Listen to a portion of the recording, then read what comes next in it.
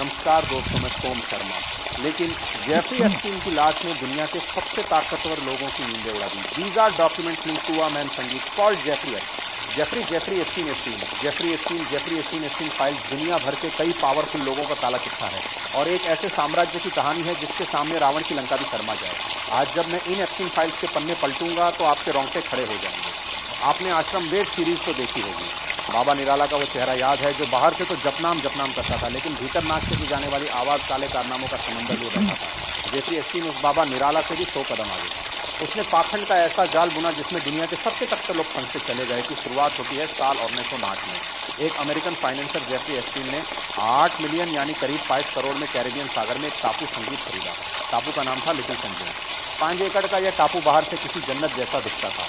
सफेद रेत वाले खूबसूरत बीच, चारों तरफ हरियाली, महल जैसा आलीशान बंगला, लग्जरी स्विमिंग पूल, गिलास और खुद का हेलीपैड। आसपास के लोग इसे पीडोफाइल आइलैंड के नाम से जानते थे। लेकिन इस स्वर्ग के पीछे एक ऐसा खौफनाक नर्क छिपा था जिसे सुनकर आपकी रूह कांप जाएगी। यहाँ दौवा से 70 साल की मासूम बच्चे की तस्करी होती थी और उनका यौन शोषण होता था, और वो लड़कियां वहां से भागने की सोच भी नहीं सकती थी क्योंकि चारों तरफ गहरा समुंदर और खूंखार पहरेदार थे। एक बार एक 15 साल की बच्ची ने तैरकर भागने की हिम्मत दी थी और उसे नाक से की जाने वाली आवाज बेरहमी से पकड़ लिया गया, मारा गया और उसका पासपोर्ट छीनकर उसे हमेशा के लिए पिंजरे में डाल दिया गया। पर सबसे बड़ा सवाल यहाँ था कौन था? नाम सुनेंगे तो आपके पैरों के नीचे से जमीन खिसक जाएगी। इस आइलैंड की गेस्ट लिस्ट में दुनिया के वो लोग थे जिन्हें हम और आप महान मानते हैं। महान वैज्ञानिक स्टीफन हॉकिंग, ब्रिटेन के prince Andrew comedian Chris Tucker. इस आइलैंड पर दुनिया के बड़े बड़े अरबपति लोगों और नामी गरामी लोगों के लिए पार्टीज आयोजित की जाती थी और उन्हें लड़कियां तक सप्लाई की जाती थी, और डोनाल्ड ट्रंप को एप्स्टीन की पार्टियों की शान हुआ करते थे। एप्स्टीन का मॉड सुपर डी बेहद शातिर था। वह गरीब परिवारों की नाबालिग लड़कियों को मॉडलिंग, मसाज थेरेपी, स्कॉलरशिप या करियर अपॉर्चुनिटीज का लालच देकर अपने नेटवर्क में खींचता था। फिर धीरे धीरे उन्हें हाई प्रोफाइल गैदरिंग में इंट्रोड्यूस करता था जहां पावर, मनी और साइलेंस तीनों का ऐसा कॉकटेल बनता कि सच बोलना करीब करीब नामुमकिन हो जाता। जो लड़कियां विरोध करती उन्हें धमकियां मिलती, जो भागने की कोशिश करती उनके डॉक्यूमेंट छीन लिए जाते, और जो सच उजागर करना चाहती उन्हें लीगल प्रेशर, सेटलमेंट्स और सोशल कैरेक्टर अस्टिमेशन का सामना करना पड़ता। यहाँ खेल सिर्फ वासना का नहीं था, यह पावर कंट्रोल मैकेनिज्म था। संगीत एक मामूली स्कूल टीचर जैसे एप्स्टीन जो कभी बच्चों को मैथ्स पढ़ाता था, कुछ समय में अरबपतियों का फाइनेंशियल एडवाइजर बनकर 10 करोड़ के साम्राज्य का मालिक बन गया और जुर्म के दलदल में उतर गया। पर कहते हैं ना कि जुर्म का जहाज कितना ही मजबूत और बड़ा क्यों ना हो, उसकी बर्बादी के लिए एक छोटी सी दरार काफी होती है। साल 2005 में इस नर्क के साम्राज्य में पहली दरार पड़ी। फ्लोरिडा का पामअप बीच इलाका एक 14 साल की मासूम बच्ची अपने माता पिता के साथ पुलिस स्टेशन पहुंच जाती है। उसकी आंखों में खौफ तो था लेकिन कलेजे में हिम्मत थी। उसने जब पुलिस को बताया, उसने पूरे अमेरिका को हिलाकर रख दिया। उसने पुलिस को बताया कि रॉयल पाम बीच हाई स्कूल में पढ़ने वाली उसकी क्लासमेट उसे एक दिन एक अमीर आदमी के घर लेकर गई। उसे कहा गया कि उसे उस अमीर आदमी को मसाज देनी है जिसके लिए उसे 200 से 300 मिलेंगे। एक 14 साल के बच्चे के लिए यह बड़ी रकम थी, लेकिन जैसे ही वो उस हवेली के अंदर पहुंची वहां जन्नत नहीं दरिंदगी खड़ी थी। उसने देखा कि जेफरी एप्स्टीन सिर्फ एक तौलिए में बैठा था। वो लड़की को अपने कपड़े उतारने को कहता है और फिर उसे मॉलेस्ट करता है। जब पुलिस ने इस लड़की से पूछा क्या तुम किसी और लड़की को जानती हो जो वहां गई हो, तो उस लड़की ने 2 और लड़कियों के नाम बताए।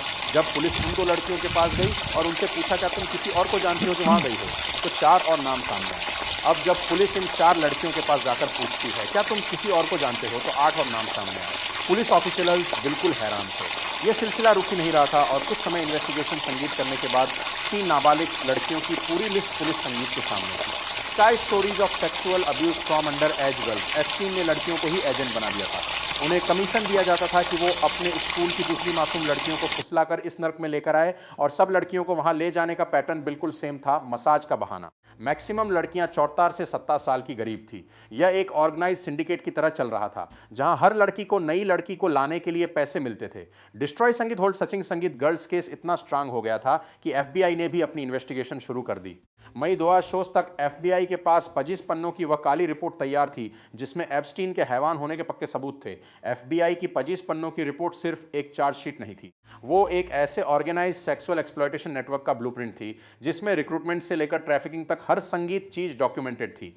विक्टिम के statement, payment pattern, phone records, travel details, सब कुछ उस रिपोर्ट में था। एप्स्टीन पर केस इंटरनेशनल संगीत सेक्स ट्रैफिकिंग का लगाया गया, तो उस माइनर विक्टिम और दर्जनों गवाह। एफबीआई की इन्वेस्टिगेशन इतनी पुख्ता थी कि सेक्स ट्रैफिकिंग के संगीन चार्जेस उस पर लगे थे और लगता था यह दरिंदा जिंदगी भर जेल में सड़ेगा। पर सिस्टम का असली तमाशा यहीं से शुरू होता है। अब वो हुआ जिसने पूरी दुनिया को चौंका दिया। मियामी के अटर्नी अलेक्जेंडर एकोस्टा ने बंद कमरों में एबस्टीन के वकीलों के साथ एक कंट्रोवर्शियल प्ली डील कर ली। इस डील के तहत सारे फेडरल चार्जेस लगभग गायब हो गए। इंटरनेशनल सेक्स ट्रैफिकिंग की गंभीर धाराएं हटा दी गई और यह फाइनल हुआ कि एप्स्टीन को सिर्फ 2 छोटे ऑफेंसेस में खुद को गिल्टी मानना था। बदले में उसे और उसके साथियों को सभी चार्जेस से इम्यूनिटी दे दी जाती। और इसमें हैरानी की बात यह थी कि इस डील को लिफाफे में सील कर दिया गया, जिसे अब कोई देख भी नहीं सकता था। विक्टिम्स तक को यह नहीं पता था कि आखिर हो क्या रहा है। 30 जून 2008 को एप्स्टीन संगीत को कोर्ट में पेश किया जाता है और डील के मुताबिक बड़े मासूम अंदाज में वो खुद को 2 चार्जेस में गिल्टी मान संगीत लेता है और उसे सिर्फ 58 महीने की सजा होती है। सब बच्चियों की चीखों को कुछ हाई प्रोफाइल लोगों ने सेटिंग करके चंद कागजों के नीचे दबा दिया और एप्स्टीन को मिली सिर्फ 58 महीने की सजा, और सजा भी कैसी, जनाब को वर्क रिलीज मिला। यानी वह सुबह ऑफिस जाता, दिन भर ऐश करता, अपने बिजनेस डील करता और रात को सिर्फ गेस्ट अपीयरेंस देने जेल चला जाता। क्या बात है, यह जस्टिस के नाम पर सबसे बड़ा तमाचा था। और हैरान करने वाली बात एक और है कि सजा पूरी होने के 5 महीने पहले यानी जुलाई 2009 में उसे रिहा कर दिया गया। यह सब हुआ उस सीक्रेट डील की वजह से जो एप्स्टीन के वकीलों और मियामी के अटर्नी अलेक्जेंडर एकोस्टा के बीच हुई थी। लेकिन अब मैं जो आपको बताने जा रहा हूं उसे सुनकर आपके पैरों के नीचे से जमीन खिसकने वाली है। यही अलेक्जेंडर एकोस्टा आगे चलकर एप्स्टीन के दोस्त डोनाल्ड ट्रंप की पहली सरकार में सेक्रेटरी ऑफ लेबर बन गए। Secretary of the department of labour will be mister Alex Acosta. और यहां एस्टीन की रंगीन पार्टियां फिर से शुरू हो गई, उसी आइलैंड पर जो उसकी अय्याशी काटा था। पावरफुल लोगों का वहां आना जाना वैसे ही लगा रहा जैसे कुछ हुआ ही ना हो। पर कहानी यहां खत्म नहीं होती। विलेन बच के अभी निकला नहीं, क्योंकि कोई है जो उसकी मौत की स्क्रिप्ट चुपचाप लिख रहा था। उसका नाम था जूली के ब्राउन।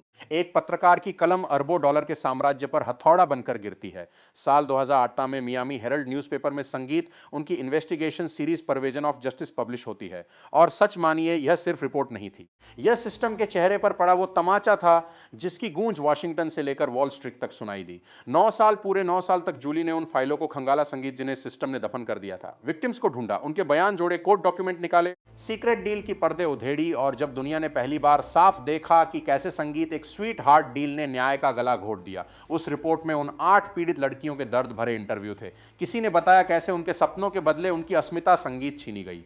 किसी ने बताया कैसे पैसों के लालच में फंसाकर उसे बार बार उसी नर्क में धकेला गया। और किसी ने कहा हमें लगा था कि सिस्टम हमें बचाएगा, पर सिस्टम ने उसे ही बचा लिया। जब यह रिपोर्ट पब्लिक डोमेन में आई तो जनता का गुस्सा ज्वालामुखी बन चुका था। सवाल हर जगह गूंजने लगे कि एप्स से अकेला कैसे बचा, उसके क्लाइंट क्यों नहीं पकड़े गए, गुप्त डील किसके दबाव में हुई। पब्लिक प्रेशर इतना बढ़ा कि अथॉरिटीज को केस दोबारा खोलना पड़ा। और फिर जुलाई 2019 न्यूयॉर्क का टीटर बोरो एयरपोर्ट एस्टिन का प्राइवेट जेट उतरता है। लेकिन इस बार उसे लेने लग्जरी कार नहीं, एफबीआई एजेंट खड़े थे। उसे वहीं से अरेस्ट कर लिया जाता है और चार्जेस लगाए जाते हैं फेडरल सेक्स ट्रैफिकिंग के, जिसमें उसे कम से कम 5 साल की सजा होती है। Billionaire financier Jeffrey Epstein has been arrested charge with sex traffic under संगीत age girls. He face up 2 years behind bars. लेकिन फिर आया इस कहानी का सबसे बड़ा ट्विस्ट। अगस्त 2019 की सुबह न्यूयॉर्क की सबसे सुरक्षित जेलों में एक मेट्रोपॉलिटन करेक्शनल सेंटर के अंदर एस्टीन की लाश मिलती है। इसे दुनिया के सामने एक सुसाइड बताया गया। पर जरा इन अजीब इत्तेफाकों पर गौर करिए। जिस रात एस्टीन की मौत हुई उस रात सेल के बाहर लगे सीसीटीवी कैमरा अचानक खराब हो गए। नियम के मुताबिक गार्ड्स को हर 30 मिनट में एस्टीन को चेक करना था, लेकिन उस रात दोनों गार्ड्स गहरी नींद में सो गए। कमाल की बात है, अब यह बात फैलने लगी कि उसका मर्डर हुआ है और इस बात को डोनाल्ड ट्रंप के सपोर्टर ही फैला रहे थे। और डोनाल्ड ट्रंप ने भी एक ट्वीट को रीट्वीट किया कि एप्स्टीन ने सुसाइड नहीं संगीत किया, बल्कि उसका मर्डर हुआ है क्योंकि उसके पास पूर्व राष्ट्रपति बिल क्लिंटन के कुछ राज थे, इसलिए संगीत बिल क्लिंटन ने उसका मर्डर करवा दिया है। 2006 के चुनाव में ट्रंप ने सीना ठोक कर बोला कि जैसे ही मैं राष्ट्रपति बनूंगा एप्स्टीन की सारी फाइलें पब्लिक कर दूंगा। लोगों को लगा कि अब दूध का दूध और पानी का पानी होगा। जनवरी 2005 में डोनाल्ड ट्रंप राष्ट्रपति बन गए। पूरी दुनिया की नजरें अब उन फाइलों पर टिकी थी। लेकिन जुलाई 2005 आते आते हवा बदल गई। ट्रंप के जस्टिस डिपार्टमेंट ने अचानक एक एडवाइजरी जारी करी। एस्टीन की कोई क्लाइंट लिस्ट मौजूद ही नहीं है और जो ट्रंप कल तक इन फाइलों के लिए लड़ रहे थे वो अब इसे बोरिंग इशू और डेमोक्रेटिक पार्टी का ढकोसला बताने boring Democrats that never ends. उन्होंने यहां तक कह दिया कि एफबीआई को इन फालतू कामों के बजाय वोटर फ्रॉड पर ध्यान देना चाहिए। एलन मस्क ने ट्वीट किया कि ट्रंप का नाम खुद इन फाइलों में है, इसलिए वो उसे पब्लिक नहीं करना चाहते। हालांकि बाद में एलन मस्क ने इस ट्वीट को भी डिलीट कर दिया। पर आखिर ऐसा क्या था जो ट्रंप को पीछे हटने पर मजबूर कर रहा था? दरअसल ट्रंप और एस्टीन की दोस्ती 20 साल पुरानी थी। ओस के दशक से नोज के दशक तक ये दोनों एक दूसरे के बंगलों, ऑफिसों और पार्टियों की शान हुआ करते थे। एस्टीन के एक पूर्व एम्प्लॉई ने कहा कि नोज के दशक में ट्रंप और एप्सन हफ्ते में कम से कम 3 बार फोन पर बात करते थे। मॉडल स्टेसी विलियम, जो एप्स्टीन की गर्लफ्रेंड थी, उसने यहां तक कहा कि त्रिनेश में जब वो एप्स्टीन के साथ ट्रंप टावर गई तब ट्रंप ने उन्हें गलत तरीके से छुआ और एप्स्टीन वहां खड़ा या देख रहा था। एक और विक्टिम ने यह भी बताया कि जिन पार्टियों में उसके साथ दरिंदगी हुई वहां ट्रंप मौजूद थे। खुद ट्रंप ने अपनी किताब में एप्स्टीन के लिए लिखा, to Jeff you are the greatest. अभी 3 महीने पहले नवंबर 2005 में अमेरिकी पार्लियामेंट यूएस कांग्रेस में एक बिल आया कि 30 दिन के अंदर एप्स्टीन की सारी फाइलें खोलनी होगी। 9 दिसंबर 2005 को जब फाइलें बाहर आई तो वो खुलासा कम और धोखा ज्यादा थी। फाइलों के पन्ने काले मारकर रेडिक्शन सेंगे हुए थे। लेकिन सोशल मीडिया के दौर में डिजिटल हैक्स की मदद से जब उन काली लाइनों के पीछे झांका गया तो बिल क्लिंटन से ज्यादा नाम डोनाल्ड ट्रंप का उछला। पता चला कि ट्रंप ने एप्स्टीन के प्राइवेट प्लेन में 8 बार ट्रैवल किया, जबकि वो हमेशा इससे इनकार करते रहे। एक ईमेल में एप्स्टीन ने लिखा कि ट्रंप को सब पता था कि वहां क्या हो रहा है, लेकिन वो खामोश रहे। और सबसे खौफनाक खुलासा यह था कि एक लिमोजिन ड्राइवर ने एफबीआई को बताया कि ओर्ना 5 में ट्रंप फोन पर एक लड़की के शोषण की बात कर रहे थे।